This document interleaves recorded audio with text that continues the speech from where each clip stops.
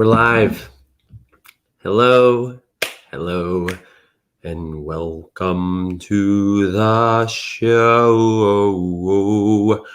I would like to welcome you tonight. A very sleepy stream.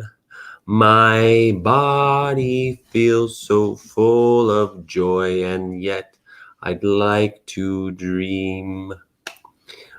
I'm not exhausted yet. I've still got gas to burn. I'm thinking it's absurd how much is going on today. I wonder what this song would like to say. I wonder what you were up to today. Hello again, my friends, my V friends, hello, and welcome to the show. It's a clear sky night, and we're about to take a bite into what is going on. I don't know what I'm singing about. I'm just sharing some rhythm while we get the stream started. I'd like to welcome you. Bring me on. Survivor Man, you want to come on? What's up? Do you really want to come on? I'm planning to have a chat with Droshik. Thanks for joining in, Survivor Man. Droshik is here. Hey, Paired Sneeze 2011. Will you whisper me here? Will you send me a DM? Eric is trying to find you, or you can just send me your wallet address in the DMs here. Eric is trying to find you for the giveaway that you won on Saturday. Hey, what's up, Chris? Welcome, everybody. Glad to see you. If you didn't know, there was like a lot of real life hanging out with V friends in New York City this weekend. And that was in thanks to How To with Julie Sue and Charlie Cavalier and Droshik, who is here with me right now. And we've been wanting to record a podcast, about the weekend. So in a minute, he's going to join me. And I don't know, we're just going to riff it. You don't know how to, Paired Sneeze, you can DM me on Instagram. Do you have my Instagram is at wannabevfriend. You DM me on Instagram, then I will connect you to Eric. Let's see. How's our framing? Nice. This is awesome. I've never had an on-screen guest before. Let's fucking go. Survivor Man, I also want you to come to a New York meetup. Nice. Window Tinters on Twitch. Thank you for joining us here. And you subscribed 2 days ago.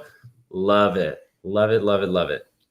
Yes, please DM me, Paired Sneeze, and we'll get you. I don't know what you won offhand, but Eric will take care of you. Survivor Man, don't drive right now because I will be asleep by the time you get here, and I have kind of a busy week ahead. But certainly in the future, it'd be a pleasure. So, where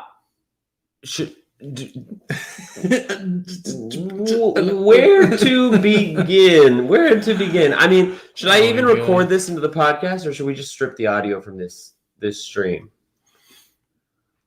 I don't know. It's up to you. You know, I'm not sure either. I'm gonna move this just a little. I guess. As long as you have the audio from our conversation here, you can. Where should the mic go? You can use it later for the podcast if you want. Yeah, totally. I think that works.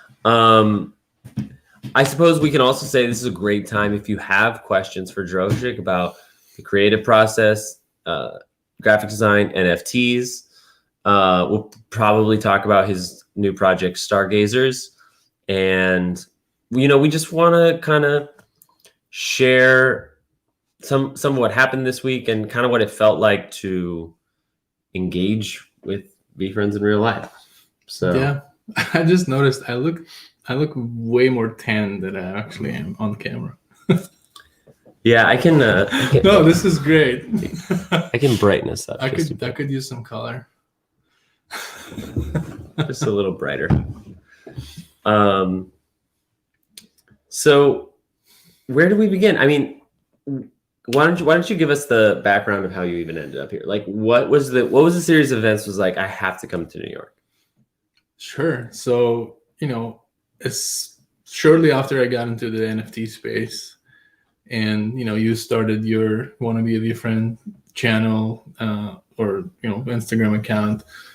I feel like we connected pretty quickly, like after you started it, and we could have just, I don't know, started this relationship in a way. Just like it just happened organically, right? Like, yeah, I can't even really remember exactly where, but I know that by the time you were the spotlight artist on the giveaways, we were like already jamming for weeks. Yeah, so I think I remember the first time we actually hung out. You were doing one of your lives on Instagram. You had like 5 or 6 viewers. Yeah, and I remember like I saw that the pop up, Jeremy or Wanna Be a Friends is live. So I joined. You were talking about something. Maybe like I commented, and then I think you said like, "Want you to come up on the stream?" Or you asked like, "Does anyone want to come up and join me?" And I requested to join, and then and then we talked for like an hour. Yeah, and that was the first time we like actually saw each other face to face. Yeah, and just like started talking about like Gary Vee. It's funny because that night I was actually with Alex. I was in California. I was in Alex's passenger seat. That's right. It was really dark. That's right. Yeah. I remember. Yeah, and he was driving. I remember. Yeah. Yes, that's the first time I saw Alex too. Yeah.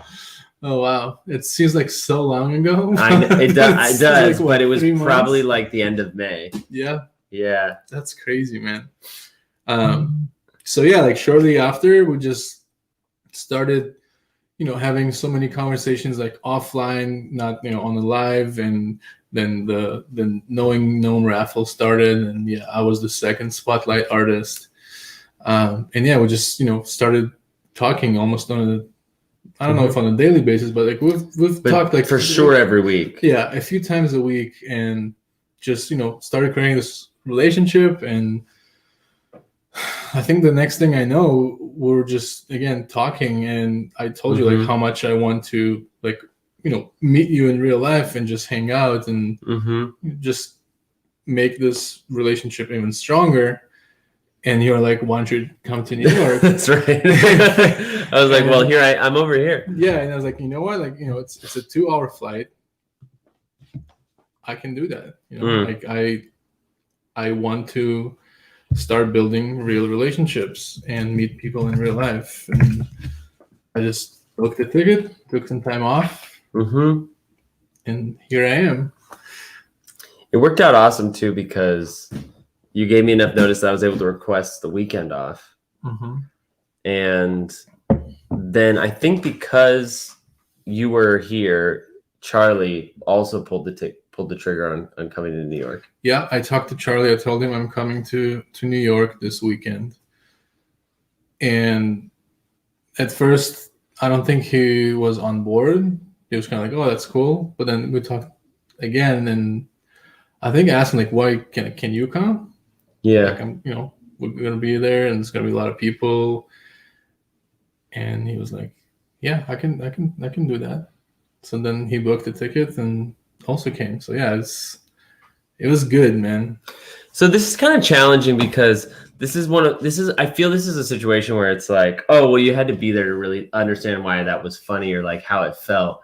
Because it's just so surreal. Like Droshik arrived at LaGuardia at 9 a.m. on Friday, and another member in the community, Petey Grows, picked me up in Harlem at like 8:15. We drove to LaGuardia to pick him up.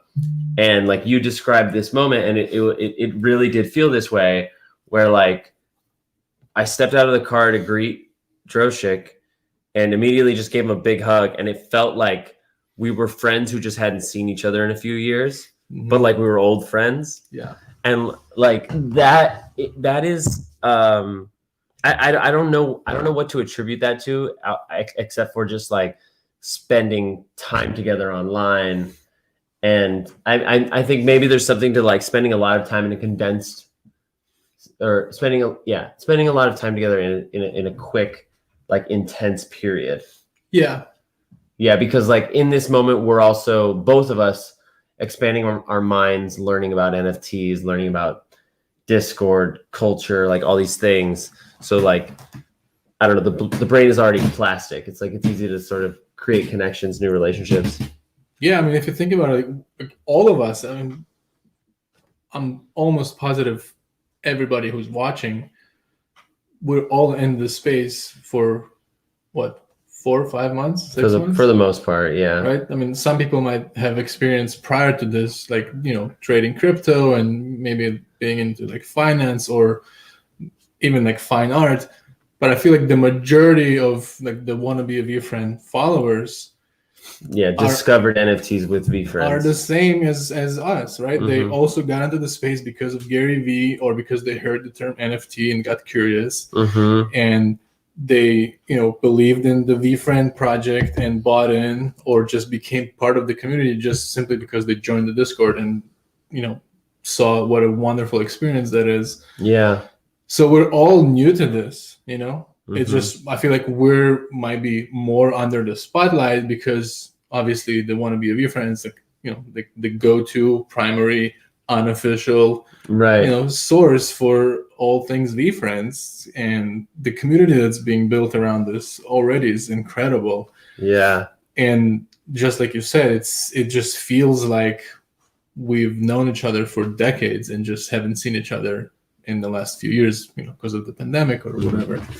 And it's another thing that's really interesting to me personally is, I've been in the online community since, I don't know, since I was 13, probably. That's when I got into like AOL Messenger, like ICQ, for those who are like, old enough to remember that, and like the MIRC chat servers, Pal Talk, what else? Like just all the chat rooms that were just random and weird and bizarre. That was kind of like, I remember those days, and I've been playing like online like video games with like chat rooms and lobbies and stuff. So like the online community generally is toxic. You don't find a lot of kind, like welcoming and supportive people. Like it's mostly like toxic, you suck, like why, just it's not a great space to be in. Yeah, people aren't willing to educate the newbies, especially if you're new. Like it's like to go through that door is really challenging. And this is the exact opposite of that. Like whether it's on Instagram, whether it's on Twitter, whether it's on Discord, everybody are so welcoming and so supportive and so kind and helpful. It's just, it becomes addicting. This is what I want to be part of every day. Yes. It's kind of like that, like put positivity in your ears advice. And I think he put out a piece of content about this today that was like, if you just take one negative person out of your life and put in a positive person, like that will have a huge impact. But instead of that, we all added 150,000 positive people, or like, however many. Like, but that's the other part, is like you feel like we're all on the journey together. Like we all have this shared in literal investment, but also like, emotional investment in like the success and the growth of this like brand new thing. Like we're literally there at the genesis of this 100%. Community. 100%, man. Yeah. It's I don't know. It's a beautiful thing to watch and be a part of and help shape how this turns out to be. Like, we are the builders, and because everyone is involved in one way or another, and the success of this depends on the community, like pretty much as it depends on the IP. On the IP and the team behind the project. Yeah. Like they go together. Yeah. You can't have like a very strong team, an amazing product, an amazing IP, an amazing roadmap, but not have the community. Sure. It's not going to work. And same thing around. Yes. If you have an amazing community, but a very shitty project, it's not going to work. Yeah. Like you have to have both working together for the success of whatever project it is. Yeah. Like that is the key, like the main key to success. Have to have both. That just makes me think about how early this whole thing is. And like it's starting to get cliche. It's like we're early, we haven't started, like all this. But you know, even just in the last few months, like the Discord culture has changed significantly. You know, it's like kind of constantly evolving, yeah, and changing, of course. So I like that idea that you know, we are also accountable for building the community we want to build. And you know, it may ultimately be like a top-down thing, right? Like Gary provides the roots of the culture that we're building, but it's also more cyclical, right? Because as Gary attracts like-minded people, he sees goodness in the community, he elevates that, you know, then he highlights the character that's associated with it. I don't know, it'd be interesting to see if there's a time where, like kind of how he did with the comic book, the second edition comic for the Astra and the Alien, like when will there be opportunities for community created derivatives or that will happen 100%. Yeah, I mean, yeah, there's not really a downside, I guess. There isn't. Yeah.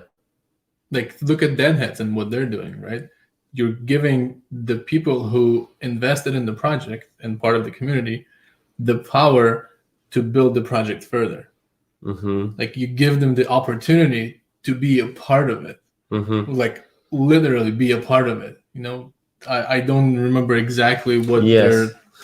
Yeah, they're doing a thing where like you help develop the character that you own and participate in like the creation of the animation of the episode. And I think they had like a submission for like voiceover. Yeah. So you take your character and you can like record like what voice you think this character would have. Yes. And then if you get chosen, like they literally take that and put it in the animated series. Yeah, that's amazing. Like how cool is that? You know, like you literally become part of the project. Yeah, you join the creative team. Yeah, literally. Think about like you buy a ticket to a movie and then you decide what the movie is going to be about. Yeah, it's like Bandersnatch, but better.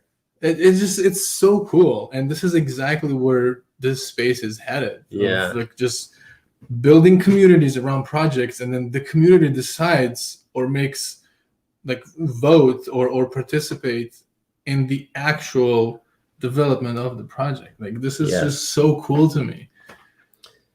Yeah, 100%. I think the other reason that this is cool, that we're like having this conversation on the same screen, is like to affirm for people that this is real. Like I think one of the huge one of the huge value propositions for VeeFriends is the real world utility.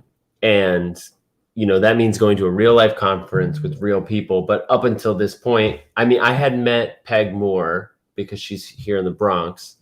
But other than that, you know, I hadn't certainly hadn't done like any meetup of VeeFriends.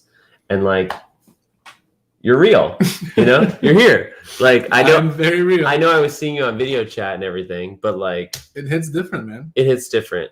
And you know, it's also a good time to say like there's going to be plenty of opportunities for us all to like engage in person or engage online before and between VCons. And please exercise caution.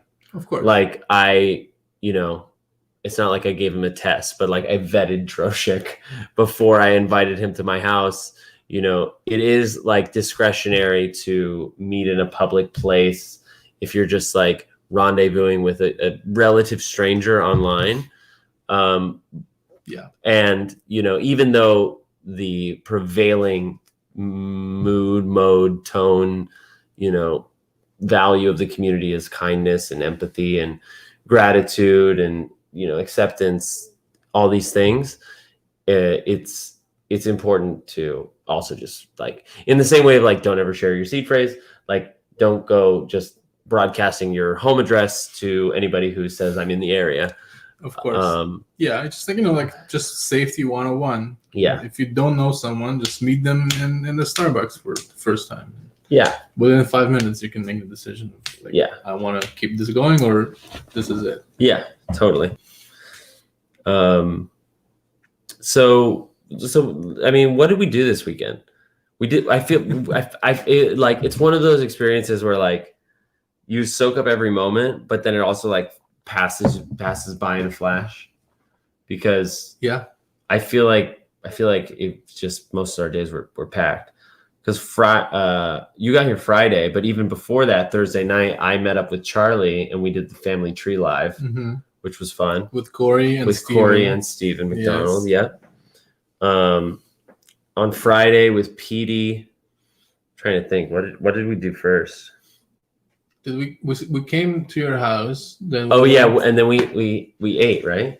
We had breakfast. We had breakfast, and then we went to the Apple store, and we went grocery shopping. Alex was sleeping still. Alex was asleep.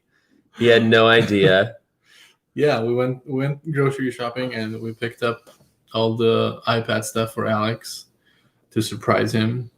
And Petey had a great idea to put apples in the bag. Put all the iPad stuff in the grocery bag with some groceries on top and the apples on top. And then we left that bag outside the door, and we asked Alex to bring it in. And it just worked out perfectly, because Alex has just woke up like 5 minutes before we got home. So he was still kind of like dizzy from, sleeping for several hours. And we said hi, and then we like started unpacking the groceries. Yeah, and it was like, "Will you hand me whatever's in the bag?" Yeah, and I was like, "Oh, I think there's like one." There's one bag missing. Yeah. Like, oh, can you check outside? And Alex, can you grab that? So he goes to grab the bag, and and it's all covered. So there's like a bag of chips, and he like hands it to me. There's a bag of apples. He hands it to me, and then he pulls off this second bag covering all the Mac stuff.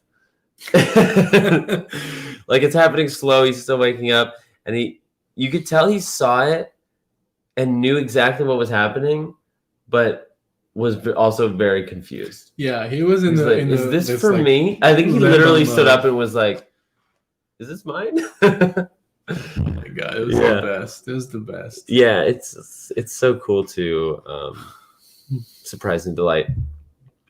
Thanks to everyone. You.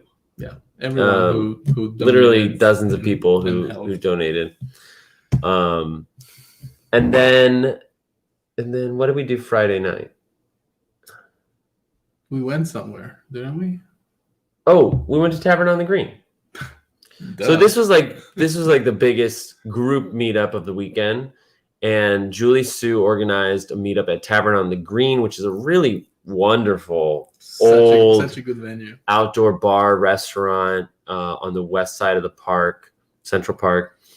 And I think 11 people showed up, 10 or 11 people. Yeah. So it was you and me, Haley, my fiance, Alex, Julie, Petey, Julie, Charlie, Peg, Ronnie, Anthony, and Julie's friend.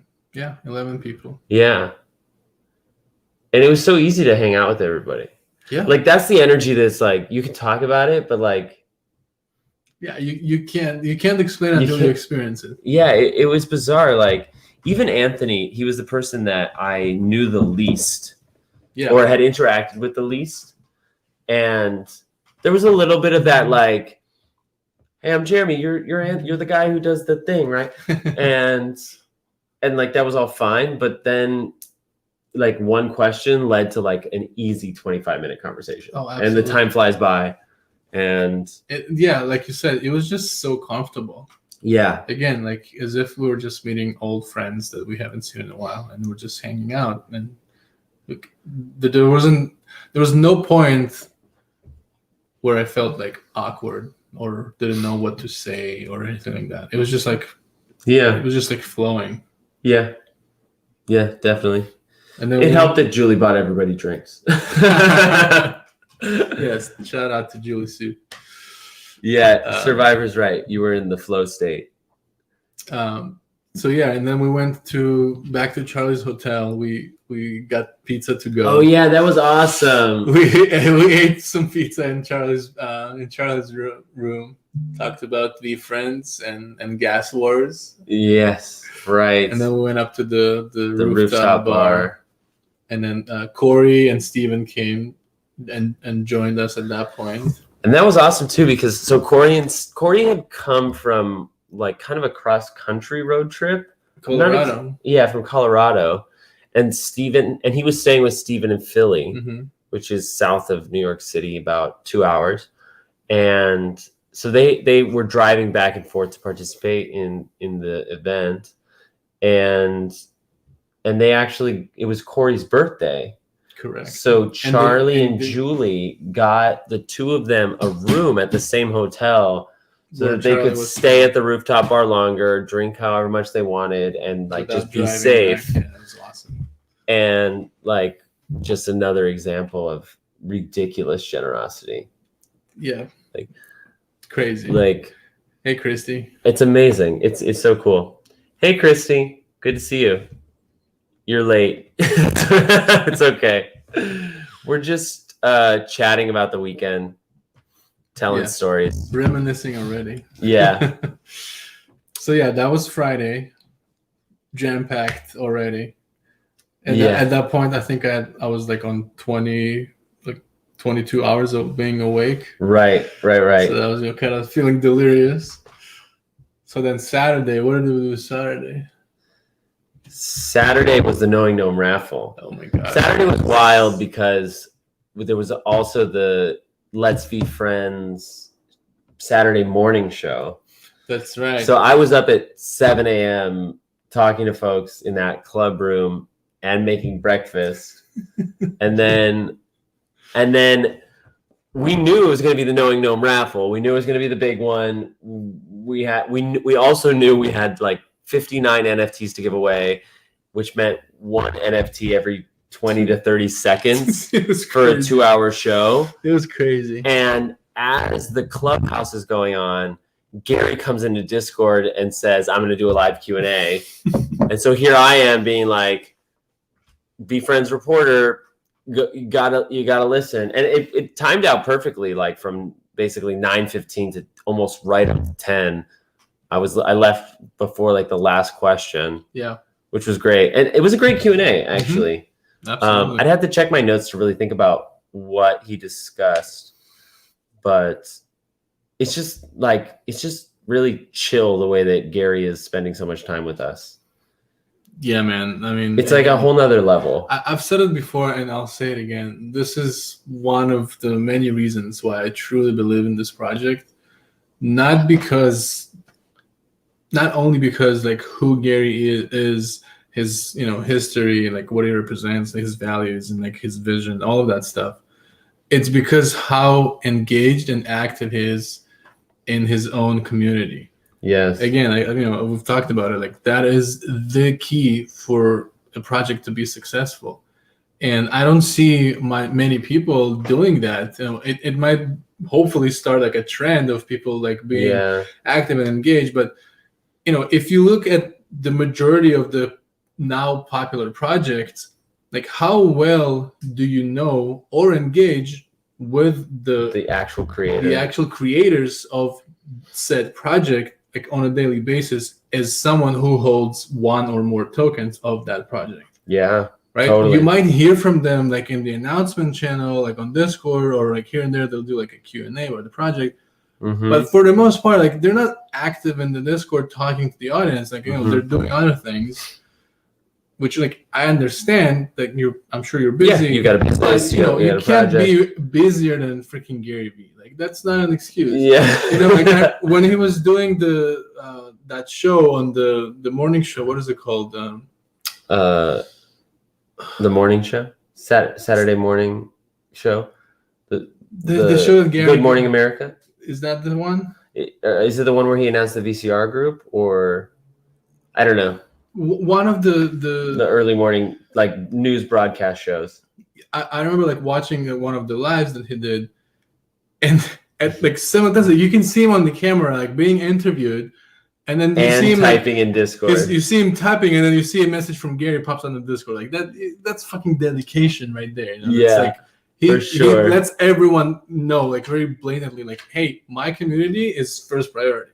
Like, yeah, cool. We're having this interview. Like my community needs me, or I need to like, say something, and he just does that. And like, I don't know. It makes me trust him like with the blindfold. Yeah. I like that metaphor because I feel that way as well. Like, I don't think Gary can do no wrong, but he has yet to do something that I feel is wrong. Right. Like he just handles things with such grace and authenticity. Like the way he handled the launch, the way he handles like that scammer coming in and talking in the Discord, the people being purged, just being like, we're sharing this. Like, exactly. Human error sucks. Yeah. Like, learn from our mistakes. Yes, Christy, it is crazy surreal to meet up in real life. And actually, for real, we use that word surreal. I've been using that word like nonstop for the last 4 days. Can you turn the AC on? Yeah, totally. Yeah, dude, like surreal is the perfect description of like this experience. It's surreal. Yeah. Popcorn? Yeah. Yeah, it's been really fun. And it's just getting started, So anyway, knowing no raffle, supposed to go 10 to 12. I think we ended at like 1:45. Yeah, it went like it was almost 4 hours. Yeah. And I mean, it was a riot. You guys were there. I feel like every single person in this stream right now was there. Oh, I love this. It made me have this next level feeling. Things have been so in my head, and to see an actual person in real life that understands. Oh my God, yes. Especially when it's common at this point that the people around you won't know what this space is about and will have trouble understanding it. And that's really normal. Yeah, it's so true. Like I most days find myself explaining it to people and not having a conversation about it with people and seeing their perspective, their opinions. That's a great distinction. It's like it's me talking about it to other people, which I love. I can do it all day, every day. But at some point, I also want to have, get something back. Yeah. Not just people like, oh, okay, yeah, I get it now. Like, thanks for explaining it. Like, I understand. That's cool. I'll look into it, whatever. Or sometimes they'll be like, I don't get it, man. I'm like, yeah. I don't get it. Like, all right, cool. Like, my job here is done. I'm not going to sit here and convince you. Yeah. So that is a very good distinction between talking about it to someone who's new to this, your friend, your neighbor, your family member, whatever, versus another V friend in real life who it's like we're on the same they have context. Yeah. And like we can discuss and go deeper and kind of see their perspective, how they got into this space, what excites them about this project, learn from the things they read in Discord that you didn't, all of that. Yeah. I wear my staple pigeon shirt in hopes someone will know what it's about. That's fun.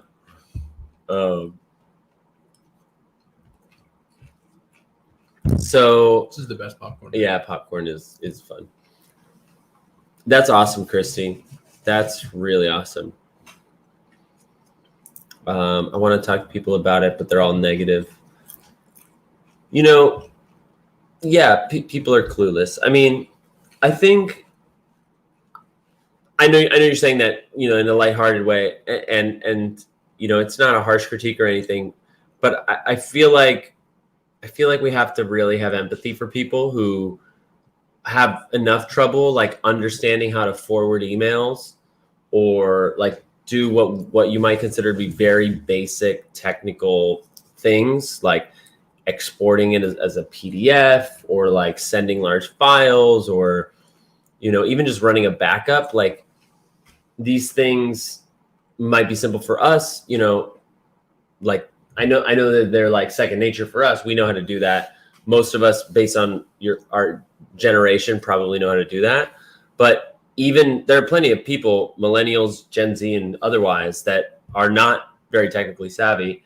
And, you know, I guess you don't have to understand the minutia of the technical, of how the blockchain works to be able to understand the concept of why NFTs are valuable. But I think Clueless is a little inaccurate because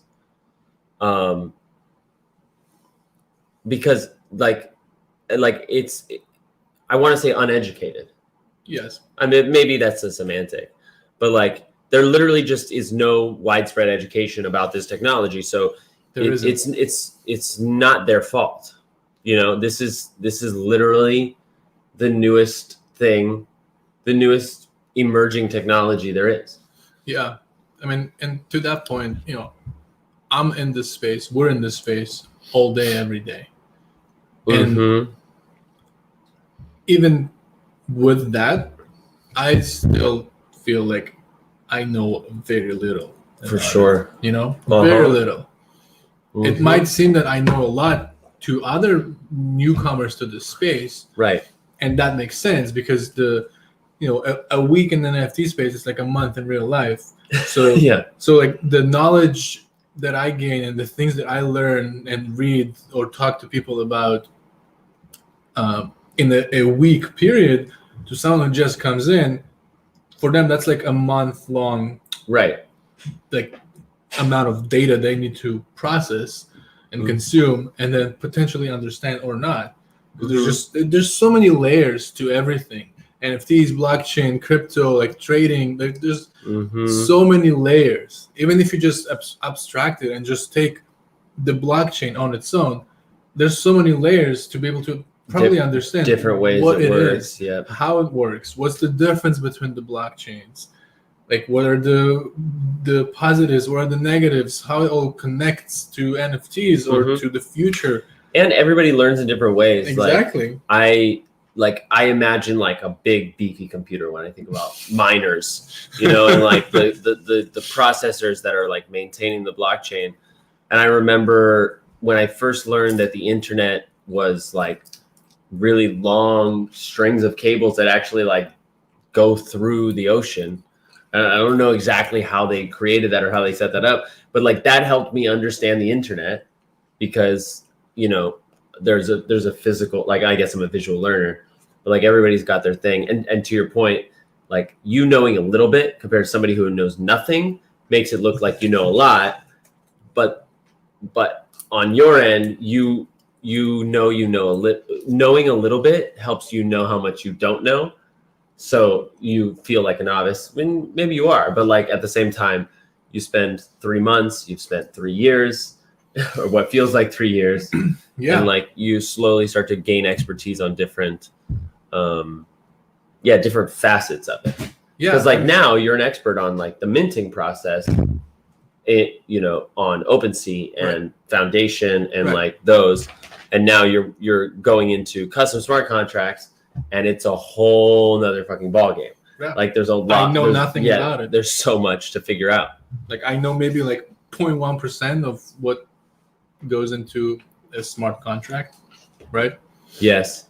And you can apply hierarchy. You can apply that to anything else, right? If I look back at like when I went to the Dev Bootcamp, like the accelerated program for software development, it was a 6 months program, and when I joined, I knew very little about HTML, CSS, JavaScript, Ruby on Rails, how it all works, how do you build a website, all of that stuff. And the learning curve was really steep. Like there's a lot, and it's all jam packed. Like, you learn HTML today, you learn CSS tomorrow. Versus if you go to like a traditional like computer engineering school, you like spend 3 months learning HTML, go really deep, the architecture of it, the history, like all the background, how it all works and operates on the very, very basic low level. Like you don't go into those details. Like HTML, tag body, you're done. Next, CSS. This is how you move things around, how you add colors. Next. Yes. It's very, very fast. And I remember like my first 3 weeks, like the amount that I learned and then try to explain it to someone who just started 3 weeks later, I was like, holy shit, I know You're like so much. speaking a different language. And literally. to them, I'm like, and to them, like in their eyes, I'm an expert versus Right. I'm a novice myself. I'm 3 weeks ahead of you. Right. And that's exactly how I felt when I first joined. People who were 3 weeks ahead of me, I thought of them of like, oh my God, they're experts. Yes. Will I even be able to get to their level? But in Of their course. own head, like they're like, I don't know. I'm only 3 months ahead of you. I know Yeah. nothing. Like I'm a novice. Yeah. So it's really funny how like that perspective of like just like taking a break and kind of like zooming out, but like, you know what? Like that's okay. Like I'm a novice myself. I know very little, but that very little can be a lot to someone else. Yeah. So that thing that you learned for 3 weeks, now you can teach someone else in 3 hours.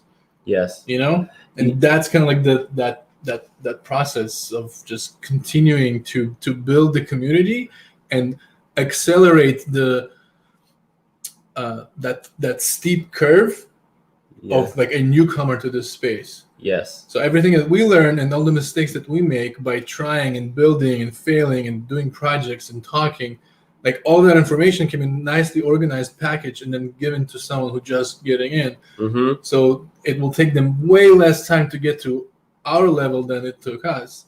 Right. And then it will be even better Which and is- faster for the next people that come in after them, you know? It's amazing because what you just described is like the development of civilization. You know, it's like I don't know what the anthropological term for it is, but it's like that. It's like I know that it's discussed as like one of the main reasons that human civilization is able to be advanced is because we don't have to start from zero. Right. Anytime there's a new generation, you pass down your knowledge, Of which course. is exactly what you've described.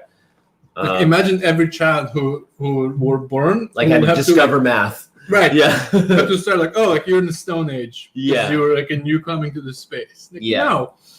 You know? Yeah, so no, it's learn the from my same- mistakes, learn from my experience. It's the same thing in this space. And I also think about like one of the challenges early on, and it's an ongoing challenge, but especially early on, was explaining to my partner what the hell I was doing.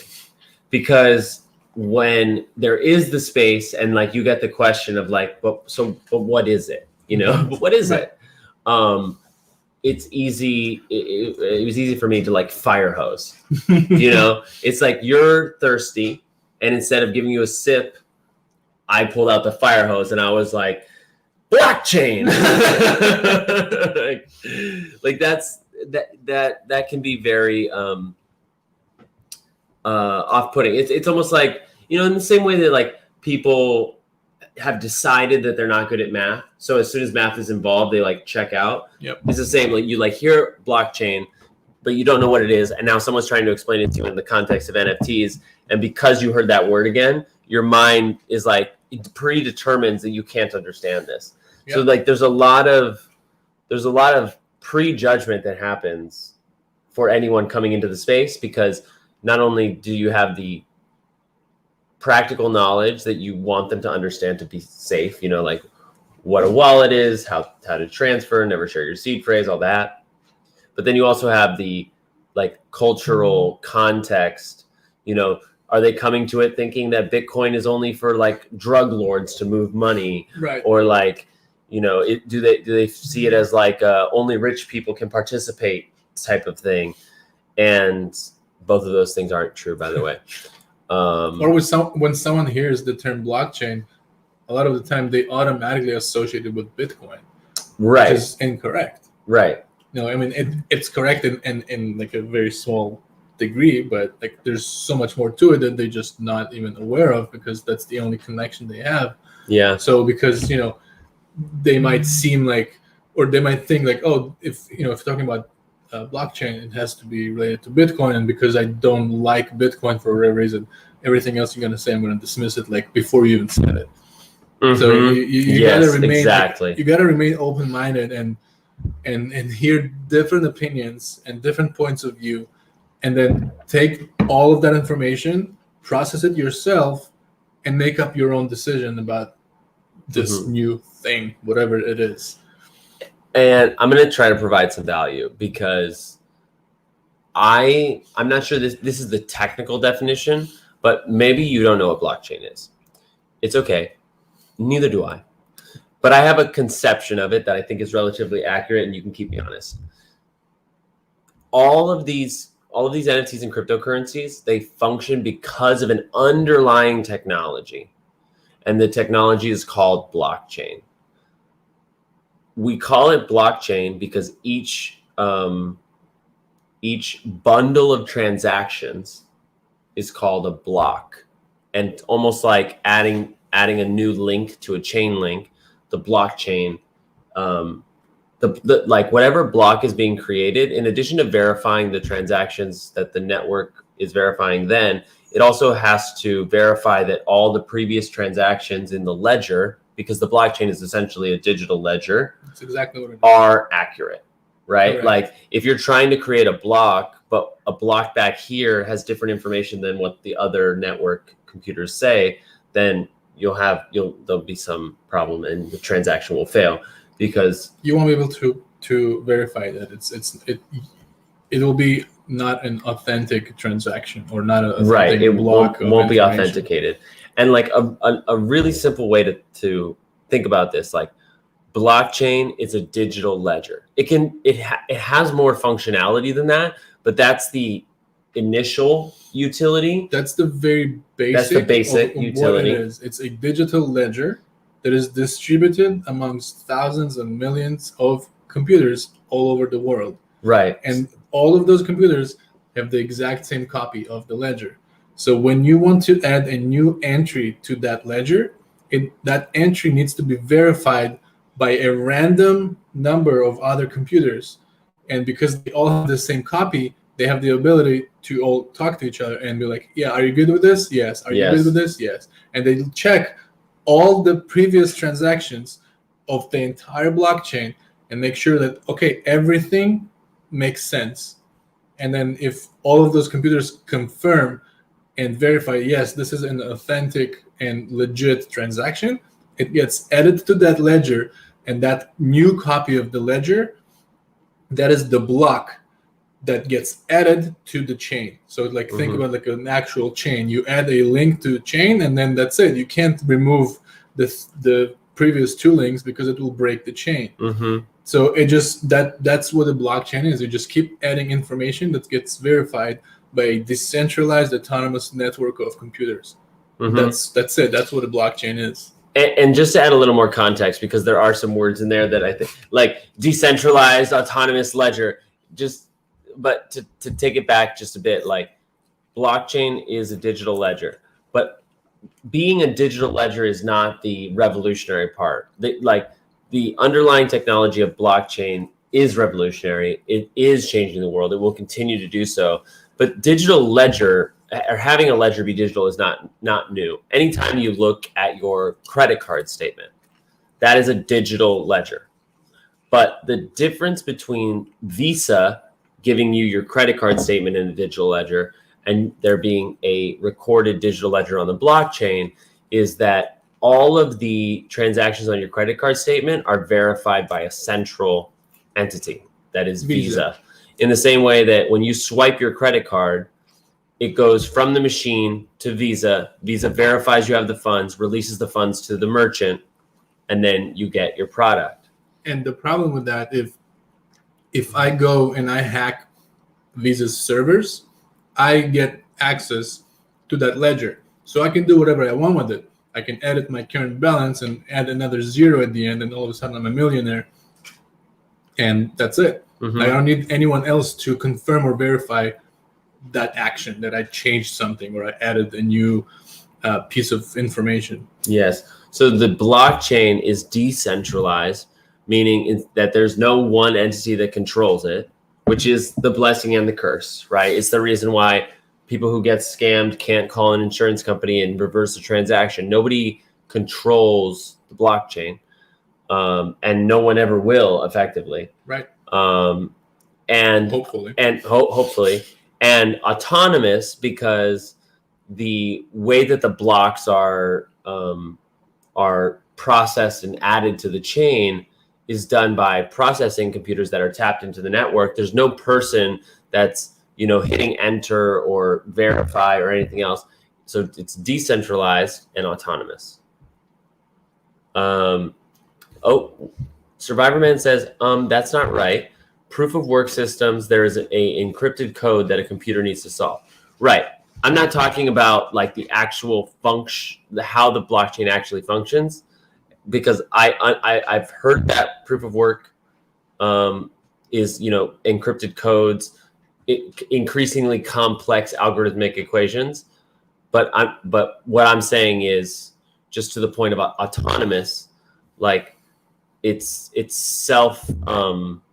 It's a code that runs itself. Yeah, it's a code that runs itself. There's no person that needs to turn the machine on and off. I think what Survivorman is talking about here is essentially when a new piece of information needs to get added to the blockchain, in order to do that, the computers that are part of that blockchain need to solve a cryptographic calculation that requires computing power. That's essentially where the miners come in. When you allocate some computer power to help solve that cryptographic hash or puzzle, and whoever computer that does that first, they get the right to essentially process that data and add it to the blockchain, and then they get rewarded with a little fee or coin or currency of that given blockchain. That's kind of like a very, very top level view of how that works. And to take it a step further, different currencies operate on different blockchains. Correct. Which is why, when somebody hears blockchain and they think Bitcoin, that's inaccurate. Bitcoin is managed by the blockchain, but it's a different blockchain that manages Ethereum. It's a different blockchain that manages Cardano or Solana or Wax. It's essentially different code. So if you think about it, Ethereum, for example, it's open source, and what does it? It means that the code, the computer code that essentially runs or creates the Ethereum blockchain is available to anyone. So you can go in and download the entire Ethereum blockchain code to your computer, tweak it, and then release a new blockchain, call it Droshik coin or whatever, and have it be essentially like a clone or a fork of the Ethereum blockchain. And that's encouraged, and that's what a lot of people do. For example, the Matic blockchain is like a copy of the Ethereum blockchain, but with different tweaks to the code. Again, very top level. You can go so many levels deep in nitty-gritty technical details, but just to kind of abstract and make it slightly more simple to digest for your average user, just to start to understand how this all works. Yeah, it works together. Yeah. That was a fun tangent. I feel like we grazed I feel like we grazed the surface, and then we dug deep, and there was some real value there. I hope so. Yeah, I hope so too. So back to this New York weekend. I mean, what happened next? So 4 hours of streaming, and I was exhausted. Yes, after it took a lot out of me. Also, can I just say that the winner of the Knowing Gnome was just so perfect. I really, really wanted the Knowing Gnome to go to someone from the community that did not have a VFriend, because that's such a bigger impact to get a VFriend from buying I think a $20 raffle ticket. I think he bought tickets 9. Chris had 9. He bought 9. Yeah, so I don't know, around $150 that Chris spent on those tickets. Yeah, and then he walked out with a VFriend. Incredible. And now he gets to go to VCon and meet everyone and have this experience and literally could be life changing. It's amazing. Yeah. I was so happy. Yeah, congrats to Chris. If you don't know Chris, he's Cyclone's singer. Yes. And on Twitter, Instagram, I think on all platforms. Yeah, Christy, we are still live. Yeah, we've been having a couple interruptions. I think I need to get a hard line or something if we're gonna I do think streaming your like this. Wi-Fi has been spotty. Yeah. So yeah, after the Yeah. So, but like, if you see Cyclone Singer in the Discord or anything, like, say congratulations. They're a new VFriends holder. let's fucking go. Let's fucking go. Jeremy decided to take I took a nap. A long nap. Like 2 hours. It was more than that. Yeah. Yeah. Jeremy took a nap. I hung out with Haley and Alex. And then the storm came. That's right. The storm came before I took a nap. I remember I took a nap because the storm came, and then I found out I wasn't able to get the POAP for the morning show, and I was really disappointed. That's right. And then I was getting questions from like clients, and I was like, it's the weekend, and I just need some space. Yeah, I can't. And I had spent so much brain energy on the giveaway. But yeah, you went to sleep. So then we were like, oh shit. We got that notice of like the flood warning. Flood warning and the storm coming, and my flight was supposed to be. I was supposed to fly out back to Chicago on Sunday night, and like on Saturday mid-afternoon, I got a notice that my flight was canceled and the airport is shutting down. So then I tried to rebook my flight, and there was nothing available for Monday. So then I tried to search for something on Tuesday, and there was literally one flight with one seat available, and I luckily managed to grab it. Nice. So, it was kind of like a setback of like, oh shit, like I have to stay here for 2 more days essentially. But in a way it was a setup because, we got to spend more time together, and we had an awesome dinner tonight with Julie, Sue, and Charlie Cavalier, and Julie's neighbor / friend, which is a really awesome older gentleman. Yeah, Jeffrey. It was great to hang out with him. I would love to see him at VCon. Oh my god, yeah. So we need to get him. We're jumping over Saturday night and Sunday, but it was really fun to talk to this probably 75-year-old guy who was very open-minded and interested, but it's a lot to grasp. Like, this guy doesn't understand internet cookies, and we're trying to explain blockchain to him. It was so interesting. And Julie and Charlie were showing him different NFTs, like the VFriends, like Lucky Phantom Bunch, and he's like picking out the ones he likes. Yeah, he did like the Lucky Phantom Bunch. Shout out to Anton. But on Sunday we went out to dinner. You, me, Alex. That's right. Haley. We had some awesome burgers. And Saturday. That was Saturday? Yeah, because Sunday there was the show, and we watched Limitless. That's right. We went on. That's right. Oh man, it's crazy. Like, it just happened, but it's already a blur. Yeah. Yeah, we had a nice dinner, and then what did we do when we came back? Did we do anything? I don't remember. I think we just like chilled and then went to bed. Yeah, it was a long day. Yeah. I mean, and what's fun, like, as you do when you're just hanging out, there's so many inspired moments and ideas and conversations like in between. Yes. Oh because God. Alex was here, he brought a GoPro, and we actually filmed quite a lot of random footage. Yes. I really did want to do like a more serious documentary, like more like a serious mockumentary. Right, like we're like sitting down, like having like a fireside chat. Yeah, exactly. Yeah. And we're kind of doing I a little bit. I told you about my office idea. I had an idea, considering that Alex would be here to help film it, and Alex loves The Office, the American Office. And I just had this idea where basically Haley is the star, and the B-roll is me like obsessively scrolling on OpenSea and like and like talking about like. So I see that penguins are up 15%, but what about the wolf? What about the wolves? Like, what do you think about the wolves?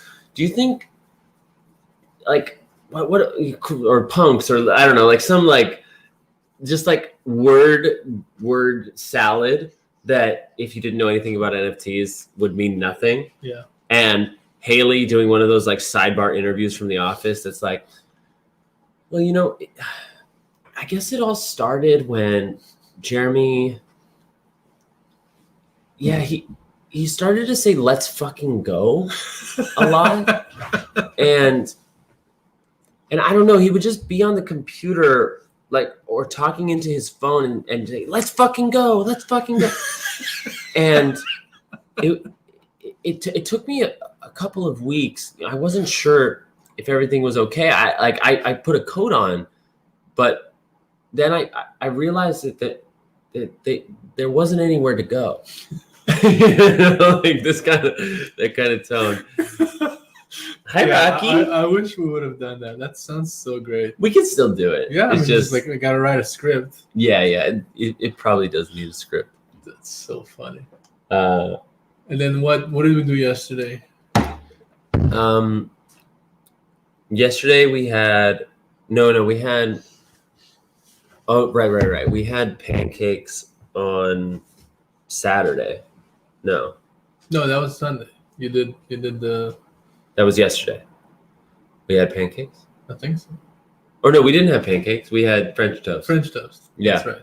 Delicious. Highly recommend. Yeah, it was good. And then, what did we do yesterday? I really don't remember. We watched Limitless at night. I know at night. So there was a flood warning here. We were going to go see a theater show.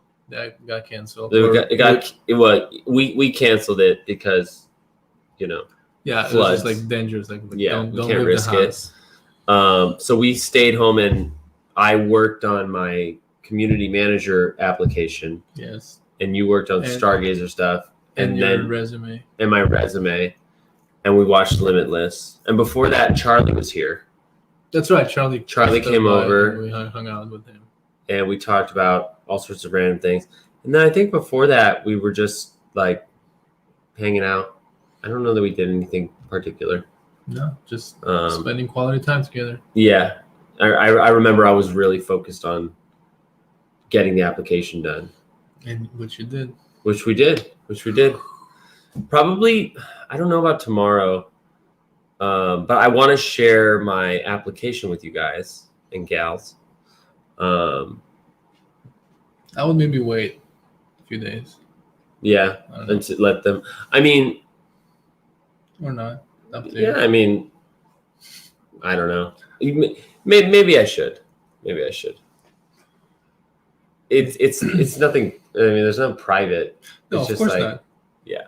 Well, maybe like just give it 24 hours. Sure. Yeah, I can give it 24 hours. And I'm flying back tomorrow. Yeah. 1 p.m. is my flight back home. 12 hours from now. Yeah.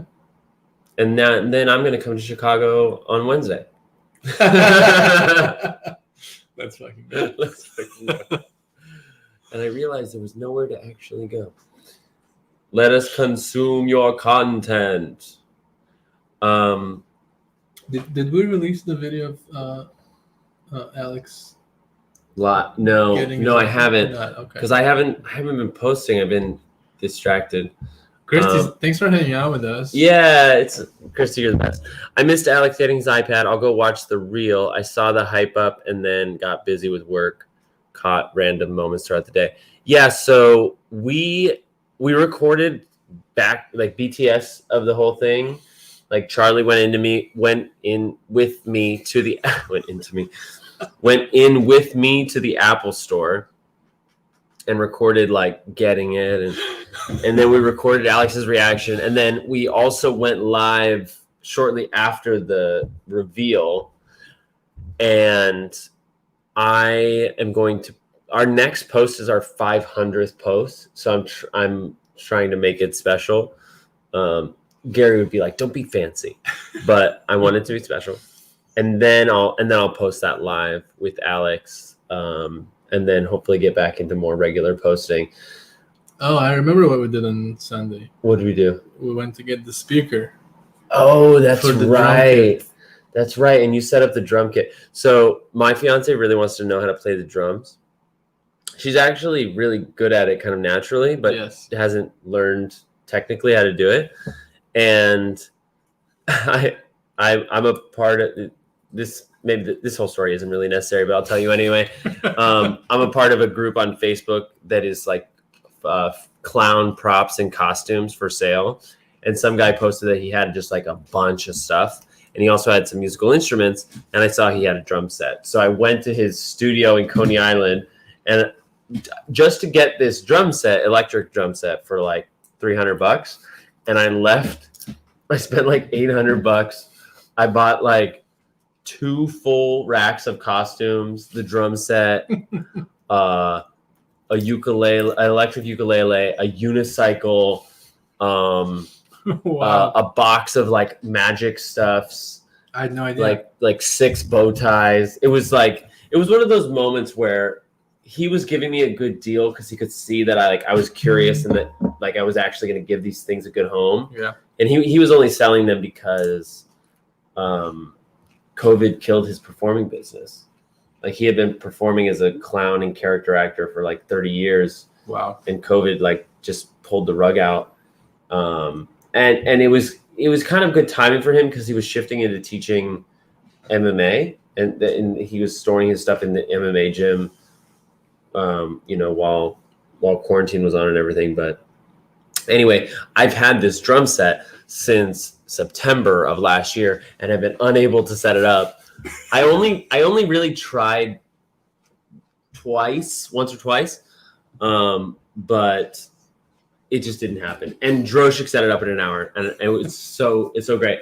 But I realized I didn't have an amp to hear it. So yes, Sunday morning we went to B&H, which, if you're not familiar with B&H, is the biggest audiovisual gear supply store in the city and probably the country.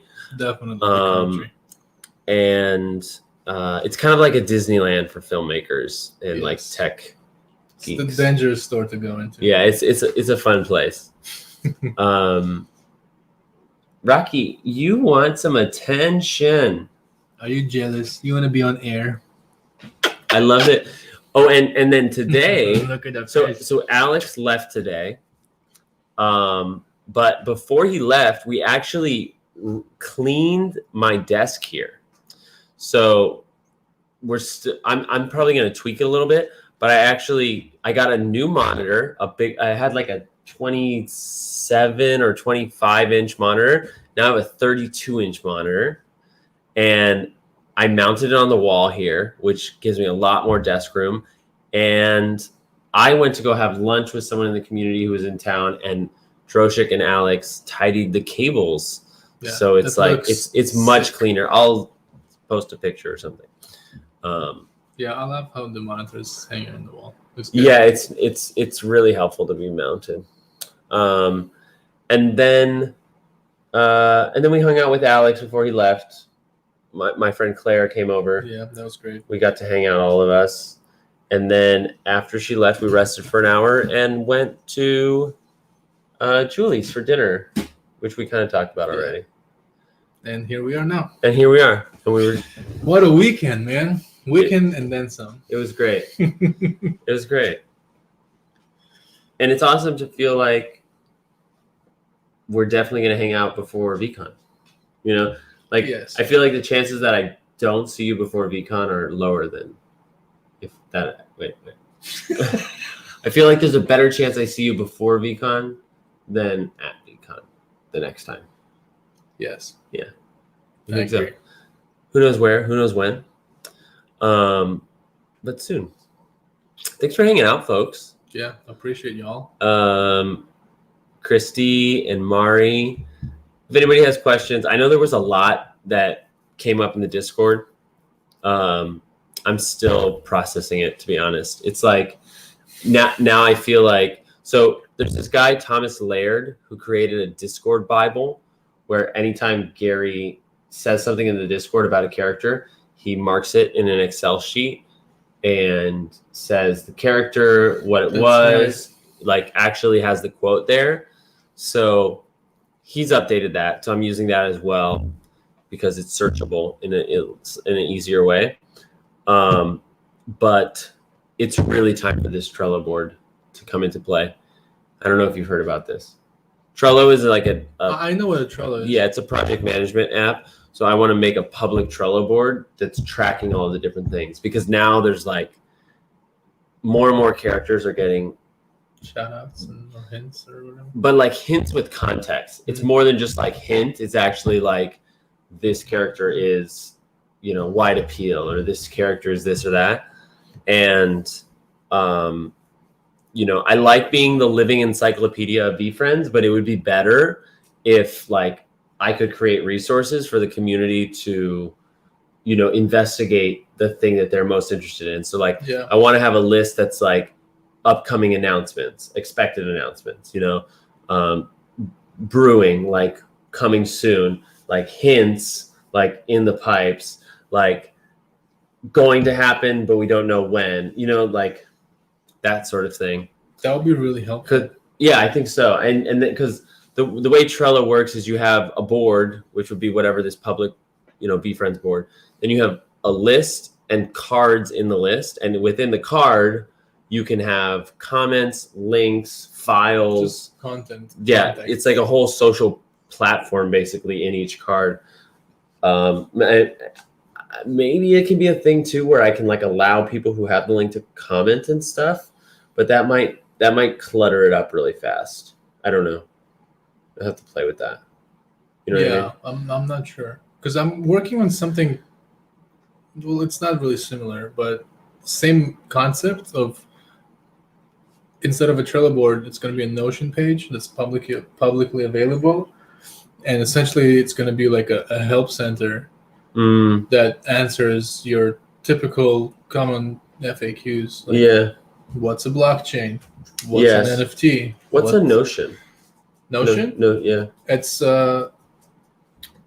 software that you can create pages and different templates, and it's really great. And I'll have to check that out. It's modular. It's really easy to use. It's usually used by tech companies for like organizing their internal comms, internal documentation, tracking, analytics, stuff like that. So you can have publicly available pages, so almost like a help center with questions and answers, and you can keep it updated, and could be like a go-to place for people, like what's a wallet, different wallets, different blockchains, how to mint an NFT, what's an auction, how it works, how to wrap ETH, all of those questions we constantly get. Like top, like security 101, and it's kind of like a list of things that you should not ever do.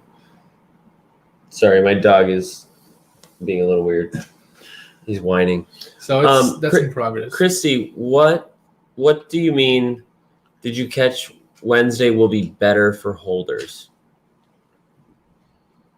I'm not sure what that means. He's got all sorts of ideas. Oh, Droshik's always on fire. Droshik is going to be the preeminent NFT consultant in 3 years. You heard it here. You heard it here first. I mean, yes. Okay, so Christy says, so in the Discord today. Yes. Get a drum roll. I could go to the Discord as well. I looked at some of his comments today. I saw he said that there's going to be 3 announcements in the next 3 weeks. If I'm remembering correctly, the 2 are going to be kind of small and 1 will be very large. Gary said that Wednesday will be better for holders than Friday will be. And Friday, that's the announcement of like $300, $600, $900, right? That's right. Friday? Yeah. Friday. I believe it's Friday. Yeah. Gary said that Wednesday will be better for hodlers than Friday will be. Interesting. What does Well, that mean? That better for hodlers. Oh, I think it means that the floor is going to move between Wednesday and Friday. Like Wednesday, if you're a hodler, buy by Wednesday, and you'll do better than someone who's buying a core or whatever to hodl on Friday because of whatever's happening on Friday. happening. That's a good theory. That makes sense. Yeah. Thank you, Christy. Rock on.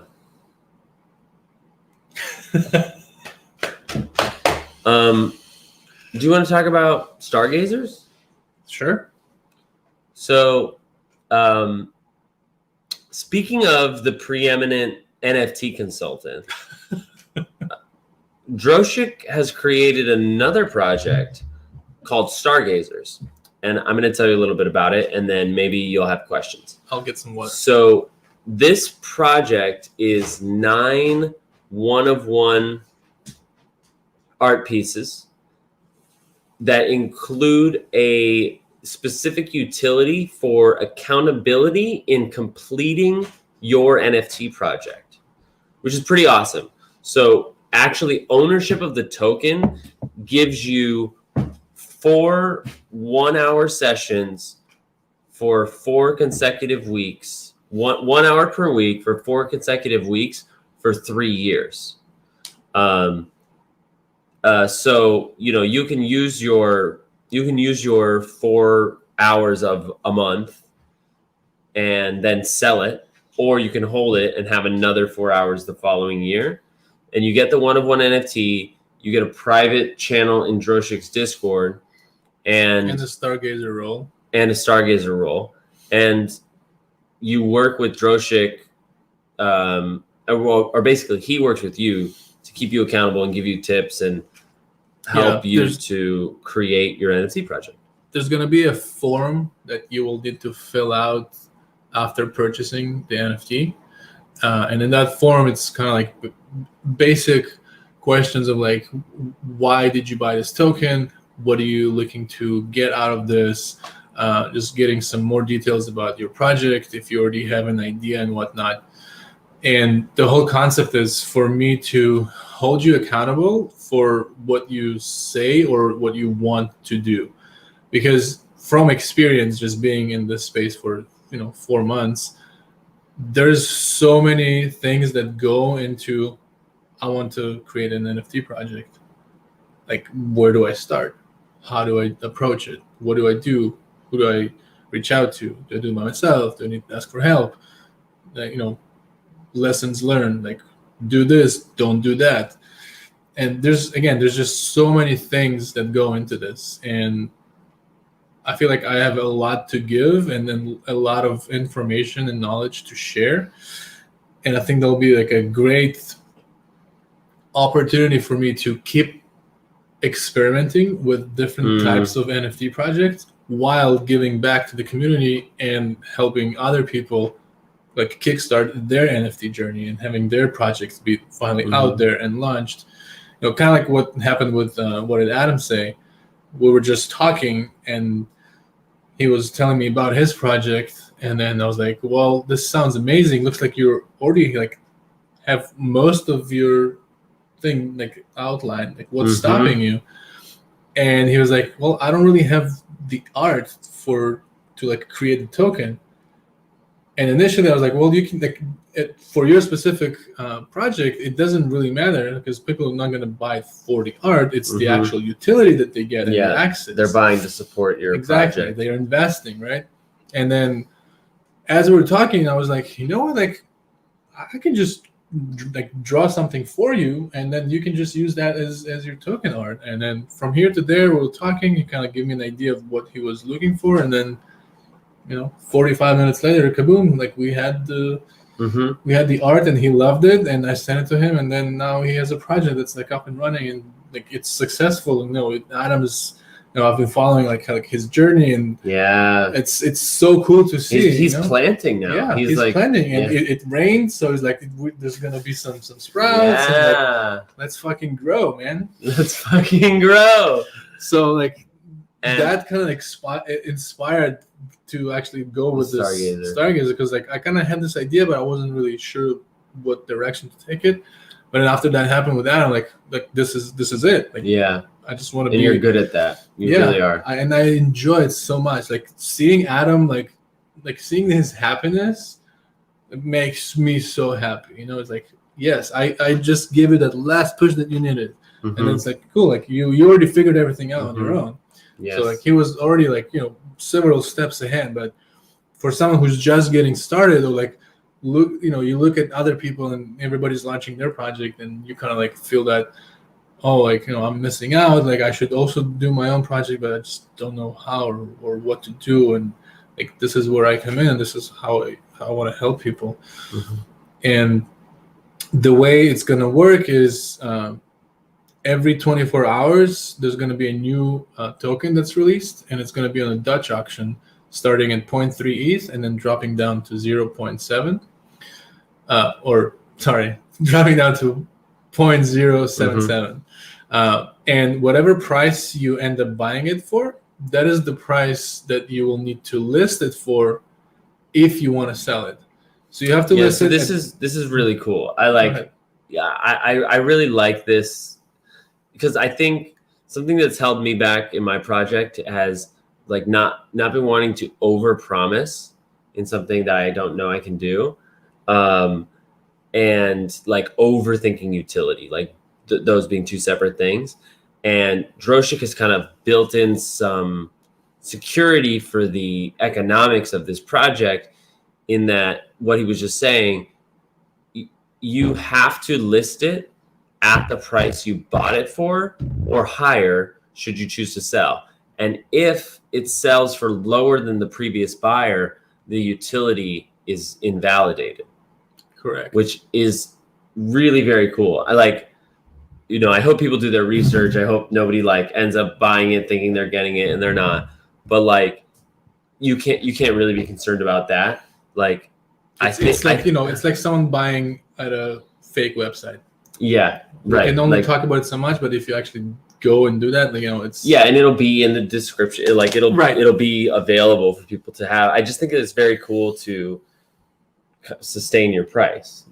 Yeah, and hopefully that will also allow people to actually like get this experience of 4 weeks, right, and then get their ETH back as your accountability body, and then sell it hopefully for slightly higher, and even make like some profit, or maybe not just sell it for the same price you got it for, kind of like pass it on. Yeah, the next person who buys it, they also are eligible for this 4 hours a week for 4 weeks. So that's kind of like one 4 sessions a year per person, not per token.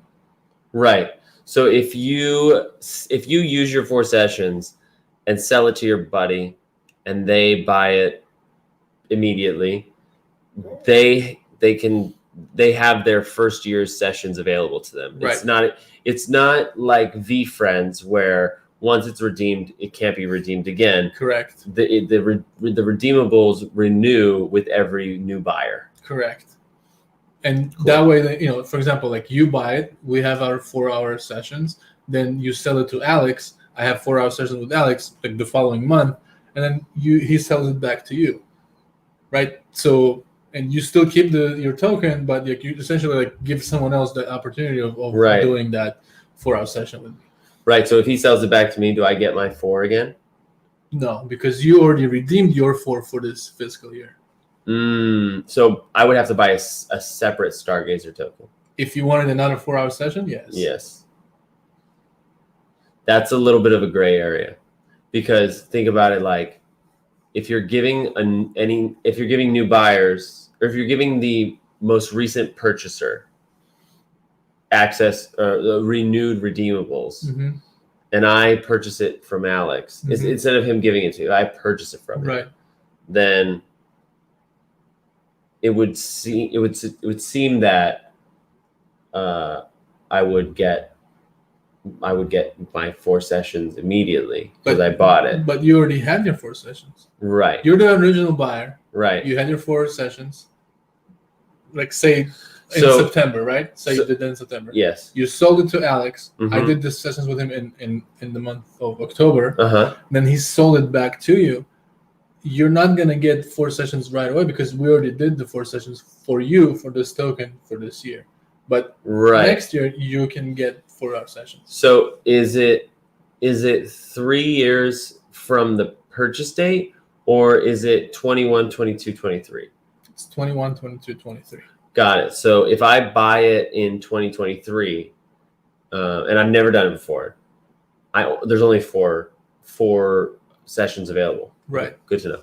Yes. Yeah. And again, like I'll do like a live Q&A and explain all that before the drop, and just gonna do like an extensive doc explaining everything, how it works. Yeah, this isn't meant to be the promo for Stargazers. Right. This is just like he's been working on this. We were talking about it last night. You know, just getting the word out. And maybe I'm going to share this. Maybe you stop me if you don't want to. What Droshik was saying, what he did for Adam, he's considering releasing a second series of the Stargazer token that would be at a higher price point that actually includes the art creation of your token. So if you're watching this on replay or live, you know, maybe let Droshik know if you're interested in that, because it feels like it might go, but it's not for sure. Right now, it's just the 9, doesn't include, like, Droshik was just being kind with Adam and like making that art for him. But if there's, you know, interest in basically commissioning Droshik to be your NFT artist, right, and in addition to having all of the same accountability benefits, then, you know, he might do a limited series 3, 4. Something like that. Yeah. I'm still considering it. It might be kind of like just a bonus random drop, or it might be like an announcement. I don't know. This is still in an ideation phase. So yeah. And another benefit is once you purchase a Stargazer and you get the Stargazer role and access to the channel only for Stargazers, you will keep that role forever. So meaning if you bought a Stargazer now within the sessions, you get the access to the channel, and then you sold it, you still keep the access to the channel and to everybody else who is part of the Stargazer community. That way you can, you know, have access to the people who are also, you know, working on their NFT project and going through this kind of like for the first time, and you can, you know, feed off of each other, help each other. You know, I'm probably going to be doing like live Q&A session just for that group, and, you know, who knows, other bonuses, surprises, you know, as always. But yeah, like the core here is to build a community within the community essentially, and have people help each other and feel empowered and capable of launching their NFT projects. And I've said it so many times, if you have any skill or any knowledge, there are people out there who will pay money to learn that skill or that knowledge from you. It's way better than, you know, looking that up on YouTube or reading articles or books. Like, nothing beats one-to-one interaction of me telling you and teaching you something that I've done and have experience with, and all the things that I learned that worked for me, and I can just pass it on. So again, your learning curve will be so much shorter than mine. So that's awesome. That's the goal, man. I'm really excited for it. Me too. I'm probably gonna get one because I like an accountability partner. Oh yeah. And my NFT project is like 2 months delayed, and you know, I mean, I can make excuses, but I don't think it's excuses. I think you have a lot on your plate. This is true. It's not an excuse, you know? Yeah. And your project, like, there's a lot of layers to it. It's more complex than your typical like community-owned NFT project. You know, you don't have a dev team with you. Like, you're on your own. And like, it's an ambitious project. This is true. So this is true. perspective. Look at this real-time consulting. Maybe we should do this another time. I'll pay you the floor price. No. How do we do this? I'm just gonna say, we could do a demo, we could do a public accountability, see what it's like.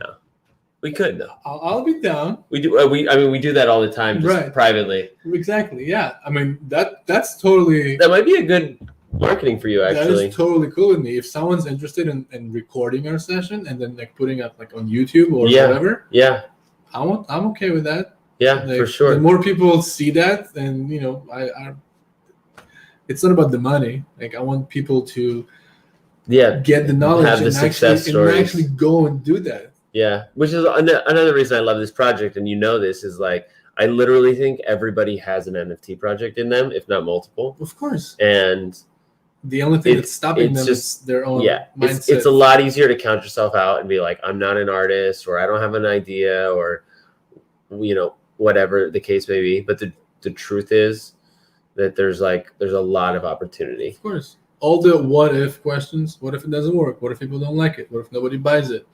What if it fails? What if X? What if Y? What if Z? Well, then nothing has changed. Exactly. Now you're starting using my own sentences against me.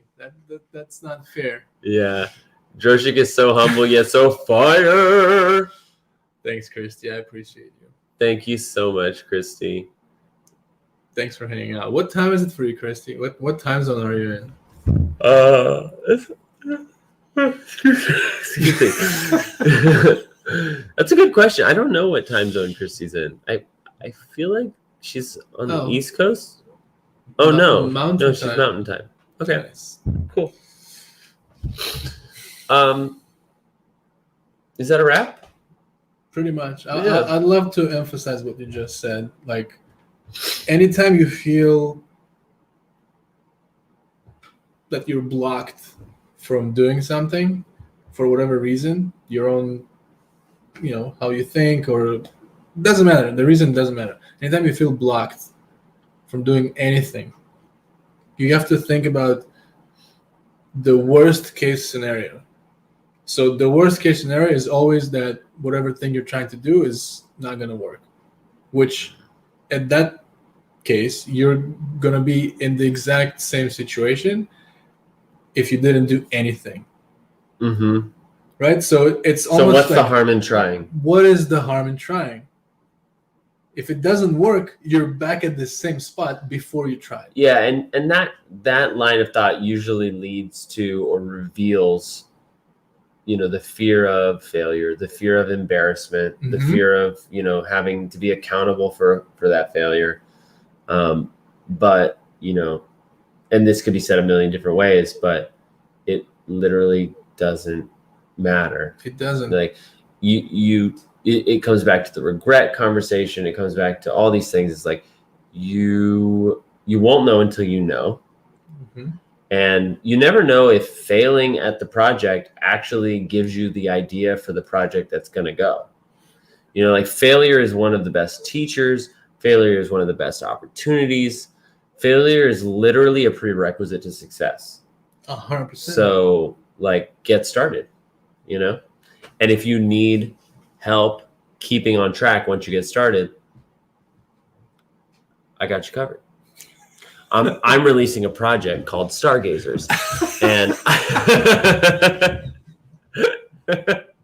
God, yeah, I'm the right person for the job.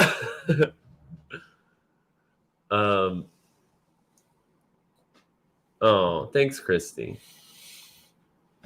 Much love. Much love. This was fun hanging with y'all. And if you're watching this replay on YouTube, please message me, because I think we have one viewer on YouTube, and I want to be more communicative with that community. The biggest risk in life is never take any risk. Always let's grow. Go and grow. Let's fucking go grow. All right, folks. it's almost 2:00 in the morning. I think we can call it. Yeah. Thank you for hanging, watching, listening, participating. Thank you for being here. Thank you for supporting this community. And without any further ado, let's fucking grow. Let's fucking grow. See you tomorrow. Peace. Peace.